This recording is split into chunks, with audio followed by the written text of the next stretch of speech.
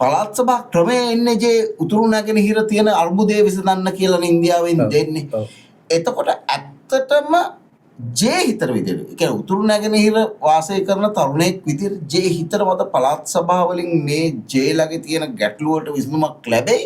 ඒ වගේම ජේ කොහොමද දකින්නේ ආණ්ඩුව මේ මොහොතේ පළාත් සභා ඡන්දය තියයිද නැද්ද කියන එක ගැන? මෙහෙමයි මේ චරකය මේ අපි මේ යුද්ධය ඉවර කළා මහින්ද මහත්තයා පළවෙනි එක කරේ පළාත් සභාවේ තියලා තමයි මිනිස්සුන්ට ඩෙමොක්‍රේසිය දුන්නා. දෙමළ මිනිස්සුන්ට ඩෙමොක්‍රේසිය දුන්නේ මහින්ද මහත්තයා.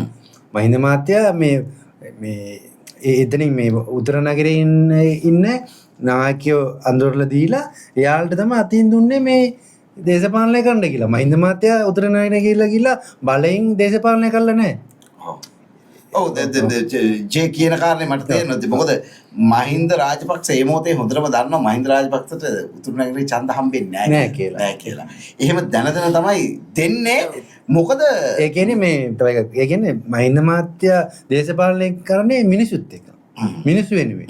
ඒ නිසා එයා දෙමළද මුස්ලිම්ද සිංහලද අදාළ නැහැ. එයා කරේ එතනින් දෙමළ මිනිස්සු වෙනුවෙන් දෙමළ මිනිස්සුන්ට ප්‍රජාතන්ත්‍රවාදීව උන්ගේ නායකයන් තෝරගන්න ඉඩ සලසලා දුන්නා. ඔව්.